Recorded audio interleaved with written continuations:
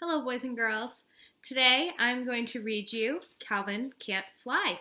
And this is the first time I've read this book, so it's a new one for me. So I'm really excited to read it to you. And let's get started.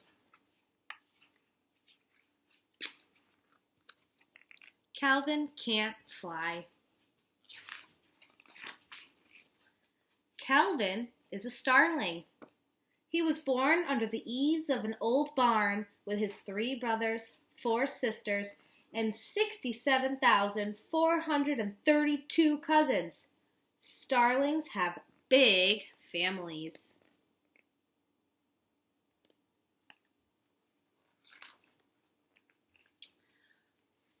Right from the beginning, Calvin was different. Right from the day all the little starlings tumbled out of their nests to discover the world. Charlie discovered worms, Adeline discovered grass, Clement discovered dirt, Aubrey discovered water, and Calvin discovered a book.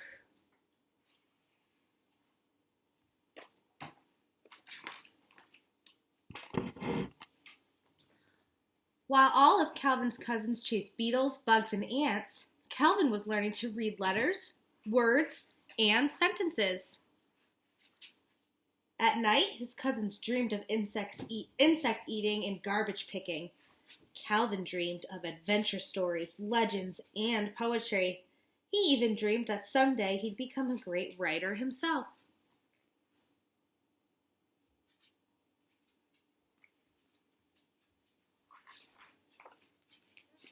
On June 1st, when all the little starlings lined up for flying lessons with their teacher, Mr. Wingstead, Calvin was nowhere to be seen. Where is that bird?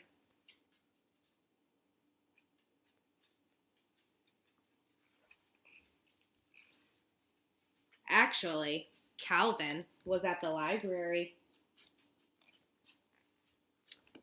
As other little starlings were learning to swoop and hover and fly figure eights, Calvin buried his head in books. And there his mind soared.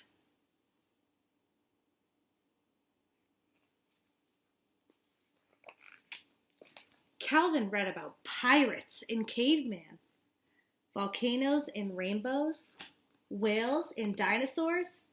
Calvin especially loved dinosaurs. He learned how the planets circle the sun, what makes the wind blow, and amazing facts like how caterpillars grow up to become butterflies.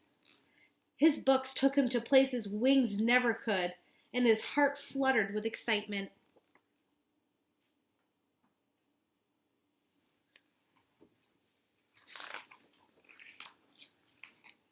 Calvin's cousin called him, "Nerdy birdie, geeky beaky," and "bookworm."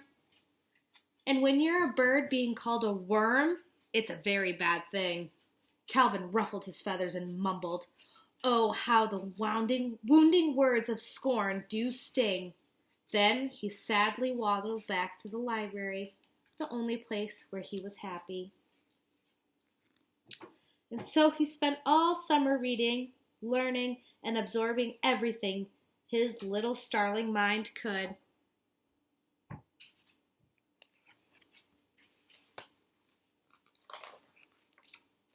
Until the first leaf turned orange and fell to the ground. The fall wind sent a chill through the old barn. Summer's nest blew to the floorboards. It was time to head south. His cousin warned, "Calvin, you better learn to fly. In a couple of days, we've got to be heading out of here." Calvin said, "Ah, yes, migration. I've read about that," his sister asked. "Calvin, can you fly?" Calvin had to admit he couldn't. All the other starlings took off in a giant formation, but Calvin could only stand and watch. A big, lonely tear rolled down his cheek.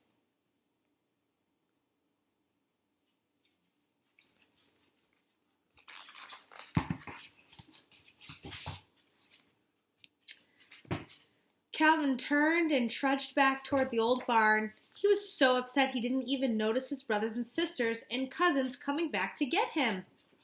All of a sudden, They were tying up Calvin's middle with strings and scraps of cloth they had found in the garbage. They grasped the other ends with their beaks, and off they flew with Calvin, somewhat embarrassed, safely in tow.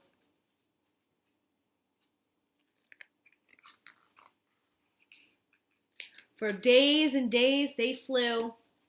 Calvin recognized the rivers, mountains, and towns he had read about all summer. Excitedly, he pointed to them to his brothers and sisters and cousins, but the other little starlings just flapped their wings and headed south.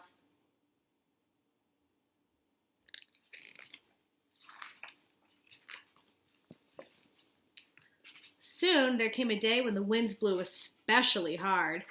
Trees bent sideways, leaves scattered wildly. Flying became harder and harder. The air had an odd smell to it, the smell of danger. Calvin, remembering back to his favorite weather book, warned the rest of his family, "A hurricane! A hurricane is coming!" All his brothers and sisters and cousins asked, "What's a hurricane?"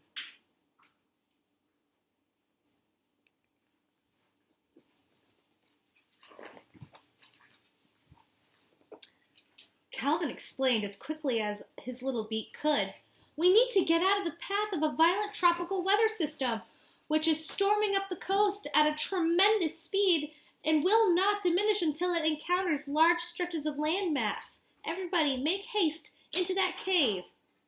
They had no idea what Calvin was saying, but they had to admit it did sound real, so the flock made a loop-de-loop left and a dipsy-doodle right and dove into the cave. They did everything Calvin told them to do.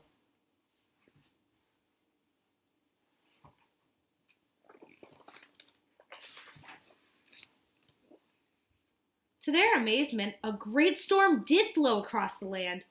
It thundered over the mountains. It roared through the villages. It smashed and crashed, rumbled and raged, just as Calvin had predicted.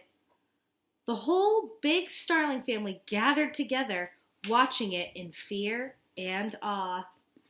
The storm finally ended. The sun came out in the sky, and the starlings came out of their cave. They were safe and sound, all because of Calvin.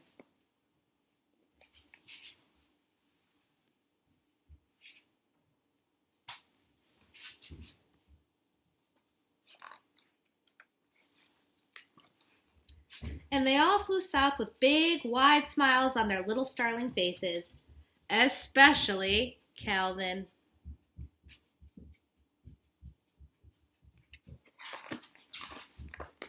The end. What a great story. Has a nice message to it, telling you how much books can really teach us and how they can help us in real life situations. I hope you guys enjoyed it as much as I did, and we'll be talking soon.